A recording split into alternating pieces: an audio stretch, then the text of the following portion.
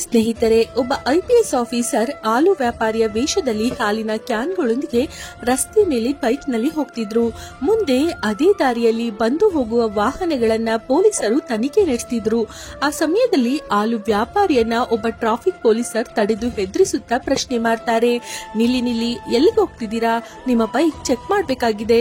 ನಿಮ್ಮ ಬಳಿ ಎಲ್ಲ ಡಾಕ್ಯುಮೆಂಟ್ಸ್ ಇದೆಯಾ? ಇಲ್ಲವಾದ್ರೆ ದಂಡ ಕಟ್ಟಬೇಕಾಗುತ್ತೆ ಅಂತಾರೆ. ನಂತರ ಹಾಲು ವ್ಯಾಪಾರಿಯ ವೇಷದಲ್ಲಿ ಇದ್ದ ಐಪಿಎಸ್ ಆಫೀಸರ್ ಅವರನ್ನ ರಿಕ್ವೆಸ್ಟ್ ಮಾಡಲು ಶುರು ಮಾಡ್ತಾರೆ. ಸರ್, ನಾನೊಬ್ಬ ಬಡವ, ನಾನು ಕೂಲಿ ಮಾಡುವವನು. ಈಗ ನಿಮಗೆ ಹಣ ನೀಡಲು ನನ್ನ ಬಳಿ ಹಣ ಇಲ್ಲ. ಆಗ ಟ್ರಾಫಿಕ್ ಇನ್ಸ್ಪೆಕ್ಟರ್ ಸೈಲೆಂಟ್ ಆಗಿ ಇಲ್ಲಿಗೆ ಬರ್ತೀಯಾ, ಇಲ್ವಾದ್ರೆ ಪರಿಣಾಮ ಸರಿ ಇರೋಲ್ಲ ಎಂದು ಹೇಳಿ ಹಾಲು ವ್ಯಾಪಾರಿಯ ಬೈಕ್ ಕೀಯನ್ನ ತೆಗೆದುಕೊಂಡು ಹೋದ್ರು. ಹಾಗಾದ್ರೆ ಹಾಲು ಮಾರುವವನ ವೇಷದಲ್ಲಿ ಐಪಿಎಸ್ ಆಫೀಸರ್ ಬಂದದ್ದು ಯಾಕೆ? ಅಸಲಿಗೆ ಅಲ್ಲಿ ಏನಾಯ್ತೆಂಬುದನ್ನ ಈ ವಿಡಿಯೋದಲ್ಲಿ ತಿಳಿಯೋಣ. ಆದ್ರಿಂದ ಫ್ರೆಂಡ್ಸ್, ವಿಡಿಯೋನ ಪೂರ್ತಿಯಾಗಿ ನೋಡಿ. ಹಾಗೆ ಸ್ನೇಹಿತರೆ, ಯಾರೆಲ್ಲ ಇನ್ನು ನಮ್ಮ ಚಾನೆಲ್ ಅನ್ನು ಸಬ್ಸ್ಕ್ರೈಬ್ ಮಾಡಿಲ್ಲ ಅಂದ್ರೆ ದಯಮಾಡಿ ಸಬ್ಸ್ಕ್ರೈಬ್ ಮಾಡಿ. ಫ್ರೆಂಡ್ಸ್, ಇದೊಂದು ನೈಜ ಘಟನೆ ಆಗಿದ್ದು ಉತ್ತರ ಪ್ರದೇಶದ ನಿವಾಸಿಯಾದ ಸಚಿನ್ ನ ಕತೆ. ಉತ್ತರ ಪ್ರದೇಶದ ಒಂದು ನಗರದಲ್ಲಿ ತನ್ನ ತಂದೆ ತಾಯಿಯೊಂದಿಗೆ ಸಚಿನ್ ವಾಸ ಮಾಡ್ತಿದ್ದ. ಸಚಿನ್ ಉನ್ನತ ವ್ಯಾಸಂಗ ಕೂಡ ಮಾಡಿದ್ದ. ಆದ್ರೆ ಅವನಿಗೆ ಇನ್ನು ಕೆಲಸ ಸಿಕ್ಕಿರ್ಲಿಲ್ಲ. ಆದ್ರಿಂದ ಅಲ್ಲಿ ಇಲ್ಲಿ ಸಿಕ್ಕ ಸಣ್ಣ ಪುಟ್ಟ ಕೆಲಸಗಳನ್ನ ಮಾಡ್ತಾ ತನ್ನ ತಂದೆ ತಾಯಿಯನ್ನ ಸಾಕ್ತಿದ್ದ. ಹೀಗಿರುವಾಗ ಒಂದು ದಿನ ಆತನ ತಾಯಿಯ ಆರೋಗ್ಯದಲ್ಲಿ ಏರುಪೇರಾಗುತ್ತೆ. ತಕ್ಷಣ ಸಚಿನ್ ಆಕೆಯನ್ನ ಡಾಕ್ಟರ್ನ ಬಳಿ ಕರೆದೊಯ್ದು ಚೆಕ್ಅಪ್ ಕೂಡ ಮಾಡಿಸ್ತಾ. ಆ ಡಾಕ್ಟರ್ ಕೆಲವು ಮೆಡಿಸನ್ ಬರೆದು ಅವುಗಳನ್ನ ತರುವಂತೆ ಹೇಳ್ತಾರೆ. ಆದ್ರೆ ಡಾಕ್ಟರ್ ಬರೆದ ಆ ಮೆಡಿಸನ್ ಸಚಿನ್ ಇದ್ದ ನಗರದಲ್ಲಿ ಸಿಗೋದಿಲ್ಲ. ಪಕ್ಕದ ಸಿಟಿಗೆ ಹೋಗ್ಬೇಕಾಗಿತ್ತು. ಆಗ ಸಚಿನ್ ಹೆಲ್ಮೆಟ್ ಧರಿಸಿ ಪಕ್ಕದ ಸಿಟಿಗೆ ಹೋಗ್ತಾನೆ. ಹೋಗುವ ದಾರಿಯಲ್ಲಿ ಪೊಲೀಸರ ಚೆಕ್ ಪೋಸ್ಟ್ ಬರುತ್ತೆ. ಅಲ್ಲಿ ವಾಹನಗಳನ್ನ ತನಿಖೆ ಮಾಡ್ತಿದ್ದ ಟ್ರಾಫಿಕ್ ಕಾನ್ಸ್ಟೇಬಲ್ ತಕ್ಷಣವೇ ಸಚಿನ್ ನನ್ನ ತಡಿತಾರೆ. ಸಚಿನ್, ಏಕೆ ಅಡ್ಡ ಹಾಕ್ತಿದ್ದೀರಾ ಅಂತಾನೆ. ಆಗ ಇನ್ಸ್ಪೆಕ್ಟರ್, ನಿಮ್ಮ ಬೈಕ್ ಅಡ್ಡ ಹಾಕಲು ಹೇಳಿದ್ದಾರೆ ಅಂತಾನೆ ಕಾನ್ಸ್ಟೇಬಲ್. ನಂತರ ನಿಮ್ಮ ಮೇಲೆ ಫೈನ್ ಬರೀತಿದ್ದೇನೆ, ನೀವು ಫೈನ್ ಕಟ್ಟಬೇಕು ಅಂತಾನೆ. ಆಗ ಸಚಿನ್, ನನ್ನ ಬೈಕ್ ನಲ್ಲಿ ಏನು ಸಮಸ್ಯೆ ಇಲ್ಲ, ಯಾಕೆ ಫೈನ್ ಕಟ್ಟಬೇಕು ಅಂತಾನೆ. ಏಕೆಂದ್ರೆ ಸಚಿನ್ ಹೆಲ್ಮೆಟ್ ಜೊತೆಗೆ ಎಲ್ಲಾ ರೀತಿಯ ಡಾಕ್ಯುಮೆಂಟ್ಸ್ ಗಳನ್ನ ಮೇಂಟೈನ್ ಮಾಡಿದ್ದ. ಹಾಗಾಗಿ ತನ್ನ ಕಡೆಯಿಂದ ಎಲ್ಲವೂ ಪರ್ಫೆಕ್ಟ್ ಆಗಿದ್ರಿಂದ ಆತನಲ್ಲಿ ಯಾವುದೇ ಭಯವಿರೋದಿಲ್ಲ. ಅನಂತರ ಇನ್ಸ್ಪೆಕ್ಟರ್ ಬಂದು ಬೈಕ್ ಡಾಕ್ಯುಮೆಂಟ್ಸ್ ತೋರಿಸು ಎಂತಾನೆ. ಆಗ ಸಚಿನ್ ಎಲ್ಲಾ ರೀತಿಯ ಡಾಕ್ಯುಮೆಂಟ್ಸ್ ಅನ್ನ ತೋರಿಸ್ತಾನೆ. DL, RC book, pollution, insurance ಎಲ್ಲವೂ ಆತನ ಬಳಿ ಇದ್ದವು. ಹಾಗೆಯೇ ಬೈಕ್ ಕೂಡ ಒಂದೊಳ್ಳೆ ಕಂಡೀಷನ್ ನಲ್ಲೇ ಇತ್ತು. ಇನ್ನು ಸಚಿನ್ ಕೂಡ ಹೆಲ್ಮೆಟ್ ಧರಿಸಿದ್ದ. ಎಲ್ಲವೂ ಕರೆಕ್ಟ್ ಆಗೇ ಇತ್ತು. ಆಗ ಇನ್ಸ್ಪೆಕ್ಟರ್, ಈಗ ನಾನು ಯಾವುದರ ಮೇಲೆ ಫೈನ್ ಹಾಕಬೇಕು ಎಂದ್ಕೊಳ್ತಾನೆ. ಇನ್ಸ್ಪೆಕ್ಟರ್, ಏಕೆಂದ್ರೆ ಅವನು ಯಾವುದೇ ವಾಹನ ತಡೆದರೂ ಅಷ್ಟೋ ಇಷ್ಟೋ ಪಡೆಯದೆ ಬಿಡೋ ಮಾತೇ ಇರ್ಲಿಲ್ಲ. ಆಗ ಆ ಇನ್ಸ್ಪೆಕ್ಟರ್ ನ ದೃಷ್ಟಿ ಸಚಿನ್ ಬೈಕ್ ನ ನಂಬರ್ ಪ್ಲೇಟ್ ಮೇಲೆ ಬಿದ್ದಿತು. ತಕ್ಷಣವೇ ಇನ್ಸ್ಪೆಕ್ಟರ್, ನಿನ್ನ ಬೈಕ್ ನಂಬರ್ ಈ ಏರಿಯಾದಲ್ಲ, ಅದು ಬೇರೆ ನಗರದ್ದು. ನೀನು ಇದನ್ನ ಚಲಾಯಿಸುವ ಹಾಗೆ ಇಲ್ಲ. ನೋಡಿದ್ರೆ ಎಜುಕೇಟೆಡ್ ತರ ಇದೆಯಾ, ಇಷ್ಟು ಗೊತ್ತಾಗಲ್ವಾ ಎಂತಾನೆ. ಆಗ ಸಚಿನ್, ನನ್ನ ಬೈಕ್ ಅನ್ನ ರಿಜಿಸ್ಟ್ರೇಷನ್ ಮಾಡಿಸಿದ್ದೇನೆ, ಹಾಗೆಯೇ ನಾನು ಎಲ್ಲಾ ರೀತಿಯ ಟ್ಯಾಕ್ಸ್ ಅನ್ನ ಕಟ್ಟಿದ್ದೇನೆ. ಆದ್ರಿಂದ ನನ್ನ ಬೈಕ್ ಅನ್ನ ನಾನು ಎಲ್ಲಿ ಬೇಕಾದ್ರೂ ಓಡಿಸಬಹುದು. ಆ ಅಧಿಕಾರ ನನ್ನ ಹತ್ತಿರ ಇದೆ ಎಂದು ಹೆದರದೆ ಗಟ್ಟಿಯಾಗಿ ಕೌಂಟರ್ ಕೊಟ್ಟ. ಇದನ್ನೆಲ್ಲ ಕೇಳಿ ಕೆರಳಿದ ಇನ್ಸ್ಪೆಕ್ಟರ್, ಯಾವುದೇನೇ ಆಗ್ಲಿ, ನಿನ್ನ ಬೈಕ್ ನಿಂದ ನೀನು ಮುಂದೆ ಹೋಗ್ಬೇಕಂದ್ರೆ ದಂಡ ಕಟ್ಟಲೇಬೇಕು, ಇಲ್ವಾದ್ರೆ ನಿನ್ನ ಬೈಕ್ ಕೀ ಕೊಡೋದಿಲ್ಲ ಎಂದು ಸೀರಿಯಸ್ ಆಗಿ ಹೇಳ್ತಾರೆ. ಆಗ ಸಚಿನ್, ನನ್ನ ಡಾಕ್ಯುಮೆಂಟ್ಸ್ ಎಲ್ಲ ಕ್ಲಿಯರ್ ಆಗಿದೆ, ನಾನೇಕೆ ದಂಡ ಕಟ್ಲಿ? ನಂಬರ್ ಪ್ಲೇಟ್ ಕೂಡ ಕರೆಕ್ಟ್ ಆಗಿದೆ, ಹೆಲ್ಮೆಟ್ ಕೂಡ ಹಾಕಿದ್ದೇನೆ, ಯಾವುದೇ ಕಾರಣಕ್ಕೂ ನನ್ನ ಫೈನ್ ಕಟ್ಟೋದಿಲ್ಲ ಎಂದು ಖಡಕ್ ಆಗಿ ಹೇಳ್ತಾನೆ. ಆಗ ಇನ್ಸ್ಪೆಕ್ಟರ್, ಹೆಚ್ಚಾಗಿ ಮಾತಾಡ್ಬೇಡ, 1000 ರೂಪಾಯಿ ಕೊಡು, ಆಮೇಲೆ ಹೋಗು, ಇಲ್ಲಾಂದ್ರೆ ಚಲನ್ ಬರೀತೇನೆ ಎಂದು ಎದುರಿಸ್ತಾರೆ. ಆದ್ರೆ ಸಚಿನ್ ಬಳಿ ಕೇವಲ 1000 ರೂಪಾಯಿ ಮಾತ್ರ ಇದೆ. ಅದು ಕೂಡ ತನ್ನ ಅಮ್ಮನಿಗೆ ಮೆಡಿಸನ್ ತರಲಿರುವ ದುಡ್ಡು. ಈಗ ಅದನ್ನ ಇವರಿಗೆ ಕೊಟ್ರೆ ಮೆಡಿಸನ್ಗೆ ಏನು ಮಾಡೋದು ಎಂದು ಸಚಿನ್ ಯೋಚನೆ ಮಾಡಿ ಫೈನಲ್ ಆಗಿ, ಇಲ್ಲ, ನಾನು ಫೈನ್ ಕಟ್ಟೋಕೆ ಆಗೋಲ್ಲ ಎಂದು ತನ್ನ ನಿರ್ಧಾರವನ್ನ ಹೇಳ್ತಾನೆ. ಸಿಟ್ಟಿಗೆದ್ದ ಇನ್ಸ್ಪೆಕ್ಟರ್, ಸರಿ, ನಿನ್ನ ಬೈಕ್ಗೆ ಚಲನ್ ಬರೀತಿದ್ದೇನೆ ಎಂದು ಹೇಳಿ ಬೈಕ್ ನ ಫೋಟೋ ತೆಗೆದು ನಂಬರ್ ಪ್ಲೇಟ್ ಹೆಸರಿನಲ್ಲಿ 5000 ರೂಗಳ ಚಲನ್ ಬರೆದು ಸಚಿನ್ಗೆ ನೀಡಿದ್ರು. ಆ ಟ್ರಾಫಿಕ್ ಪೊಲೀಸ್ ಬರೆದ ಆ ಚಲನ್ ಅನ್ನ ನೋಡಿ ಬೇಸರಗೊಂಡ ಸಚಿನ್, ಈ ವಿಷಯದ ಬಗ್ಗೆ ಆಮೇಲೆ ಆಲೋಚಿಸೋಣ, ಮೊದಲಿಗೆ ಅಮ್ಮನ ಮೆಡಿಸನ್ ಮುಖ್ಯ ಎಂದು ಅಲ್ಲಿನ ಮೆಡಿಕಲ್ ಸ್ಟೋರ್ಗೆ ಹೋಗಿ ಮೆಡಿಸನ್ ಖರೀದಿಸಿ ಆಸ್ಪತ್ರೆಗೆ ತೆರಳುತ್ತಾನೆ. ಅಮ್ಮನಿಗೆ ಟ್ರೀಟ್ಮೆಂಟ್ ಕೊಟ್ಟ ನಂತರ ಅಮ್ಮ ಸ್ವಲ್ಪ ಮಟ್ಟಿಗೆ ಗುಣಮುಖರಾಗ್ತಾರೆ. ಮೆಡಿಸನ್ ತರಲು ಸಿಟಿಗೆ ಹೋದಾಗ ಅಲ್ಲಿ ಟ್ರಾಫಿಕ್ ಇನ್ಸ್ಪೆಕ್ಟರ್ ಸುಮ್ಮನೆ 5000 ರೂಪಾಯಿ ಚಲನ್ ಬರೆದ ವಿಷಯವನ್ನ ಅಮ್ಮನ ಬಳಿ ಹೇಳ್ತಾನೆ. ಅನಂತರ ಸಚಿನ್ ಆಲೋಚಿಸಿ, ನನ್ನ ಬೈಕ್ಗೆ ಸಂಬಂಧಿಸಿದ ಎಲ್ಲಾ ರೀತಿಯ ಡಾಕ್ಯುಮೆಂಟ್ ಸರಿ ಇದ್ರು ಚಲನ್ ಏಕೆ ಬರೆದರು ಆ ಇನ್ಸ್ಪೆಕ್ಟರ್, ನಾನು ಹೆಲ್ಮೆಟ್ ಕೂಡ ಧರಿಸಿದ್ದೆ, ಸರ್ಕಾರ ನೀಡಿರುವ ನಂಬರ್ ಇದೆ. ಆದ್ರೆ ಆ ಇನ್ಸ್ಪೆಕ್ಟರ್ಗೆ ಆತನು ಕೇಳಿದ ಮಾಮೂಲಿ 1000 ರೂಪಾಯಿ ಕೊಡ್ಲಿಲ್ಲ ಎನ್ನುವ ಸಿಟ್ಟಿಗೆ ನಂಬರ್ ಪ್ಲೇಟ್ ನೆಪ ಇಟ್ಕೊಂಡು 5,000 ರೂಪಾಯಿ ಚಲನ್ ಬರ್ತಿದ್ದಾರೆ. ಈ ವಿಷಯವನ್ನೆಲ್ಲ ಜನರ ಮುಂದೆ ತರಲೇಬೇಕು. ಎಲ್ಲ ಸರಿ ಇದ್ದರೂ ಕೂಡ ವಾಹನ ಸವಾರರನ್ನ ಕಿತ್ತು ತಿನ್ನೋದೇಕೆ ಎಂದು ತನ್ನಲ್ಲೇ ತಾನು ಆಕ್ರೋಶಗೊಂಡನು.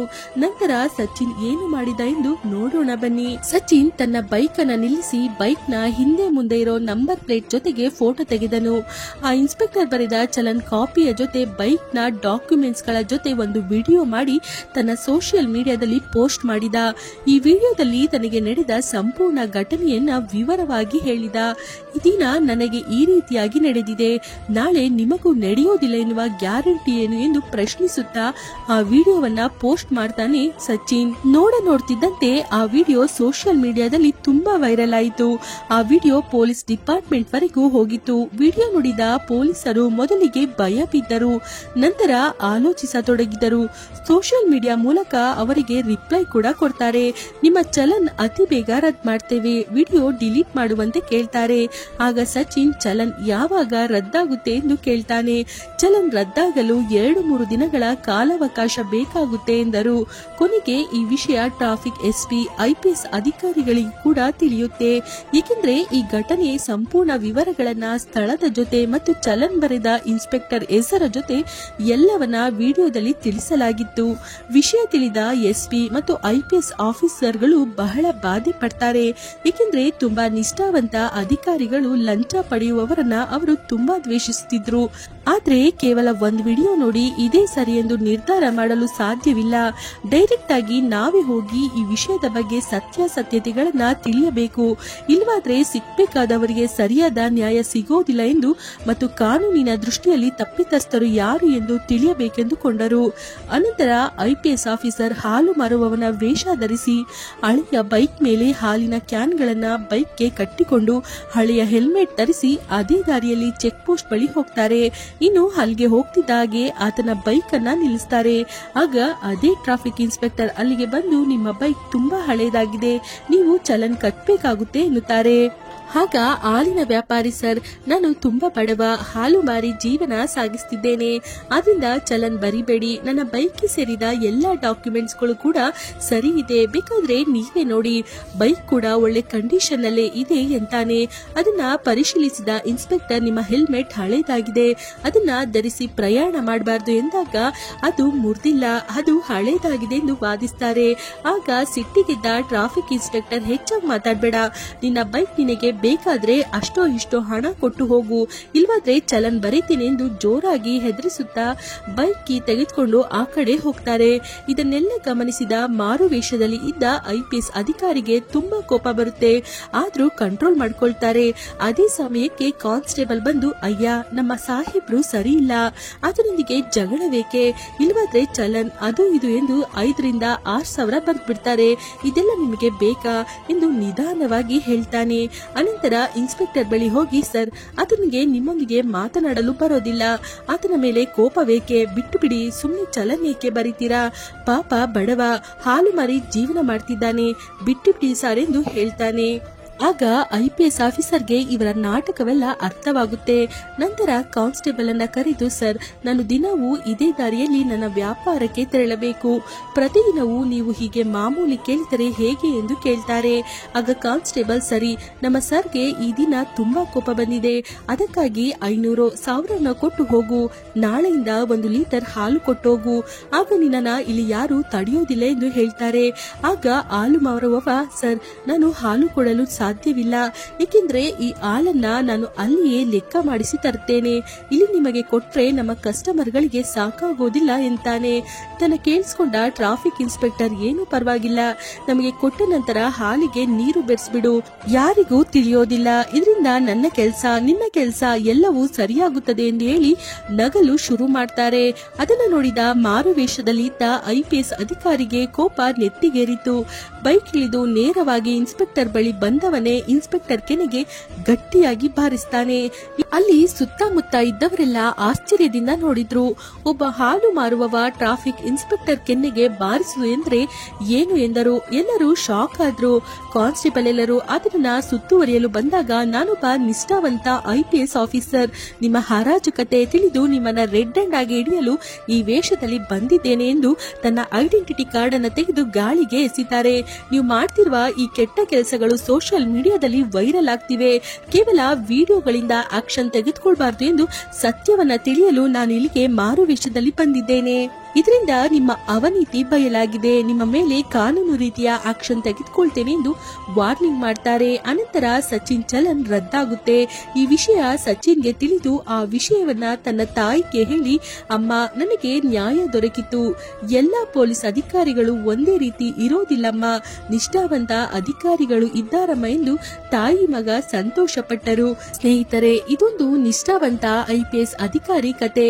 ಮಾರು ವೇಷದಲ್ಲಿ ಬಂದು ಸತ್ಯವನ್ನ ತಿಳಿದು ತಪ್ಪು ಮಾಡಿದವರಿಗೆ ಶಿಕ್ಷೆ ಆಗುವ ರೀತಿ ಮಾಡಿದ್ರು. ಇನ್ನೊಂದ್ ಕಡೆ ಸಚಿನ್ ಅಂತ ವಿದ್ಯಾವಂತ ಪೊಲೀಸರ ಹೆದರಿಕೆಗಳಿಗೆ ಭಯ ಬೀಳದೆ ತನ್ನ ಹಕ್ಕುಗಳನ್ನ ಉಪಯೋಗಿಸಿಕೊಂಡಿದ್ದಾನೆ. ಈಗಾಗಲೇ UPSC ಪರೀಕ್ಷೆಗಳಿಗೆ ಸಿದ್ಧತೆ ನಡೆಸಿದ್ದ ಸಚಿನ್ನ ಧೈರ್ಯ ಮತ್ತು ಸಾಹಸಗಳನ್ನ ಸರ್ಕಾರಕ್ಕೆ ತಿಳಿಸಿತು ಪೊಲೀಸ್ ಇಲಾಖೆ. ಅನಂತರ ಒಳ್ಳೆಯ ಮಾರ್ಕ್ಸ್ ನೊಂದಿಗೆ UPSC ಪರೀಕ್ಷೆಯನ್ನ ಪಾಸ್ ಮಾಡಿ ಪೊಲೀಸ್ ಡಿಪಾರ್ಟ್ಮೆಂಟ್ ಅಲ್ಲಿ ಪೋಸ್ಟಿಂಗ್ ಕೂಡ ಪಡ್ಕೊಂಡ ಸಚಿನ್. ಆತನ ಧೈರ್ಯ ಸಾಹಸಕ್ಕೆ ಎಲ್ಲರೂ ಮೆಚ್ಚುಗೆ ಸೂಚಿಸಿದರು. ಸರ್ಕಾರ ಕೂಡ ಸಚಿನ್ ನನ್ನ ಸನ್ಮಾನಿಸಿತು. ಫ್ರೆಂಡ್ಸ್, ಯಾವ ಸ್ಥಳದಲ್ಲಿ ಆದ್ರೂ ನಿಮ್ಮ ತಪ್ಪು ಏನು ಇರದೇ ಇದ್ದಲ್ಲಿ, ಅನ್ಯಾಯ ಅನೀತಿ ಕಂಡಲ್ಲಿ ನೀವು ಧೈರ್ಯವಾಗಿ ಅದನ್ನ ಫೇಸ್ ಮಾಡಬೇಕೆಂಬುದನ್ನ ನೀವು ಈ ಸಚಿನ್ ಕಥೆಯ ಮೂಲಕ ತಿಳಿಯಲಾಯಿತು. ಫ್ರೆಂಡ್ಸ್, ನಿಮಗೆ ಈ ನೈಜ ಕತೆ ಇಷ್ಟವಾಗಿದ್ದಲ್ಲಿ ಲೈಕ್ ಮಾಡಿ, ಶೇರ್ ಮಾಡಿ. ಫ್ರೆಂಡ್ಸ್, ಹಾಗೆ ಯಾರೆಲ್ಲ ಇನ್ನು ನಮ್ಮ ಚಾನೆಲ್ ಅನ್ನು ಸಬ್ಸ್ಕ್ರೈಬ್ ಮಾಡಿಲ್ಲ ಅಂದ್ರೆ ದಯಮಾಡಿ ಸಬ್ಸ್ಕ್ರೈಬ್ ಮಾಡಿ. ಧನ್ಯವಾದಗಳು.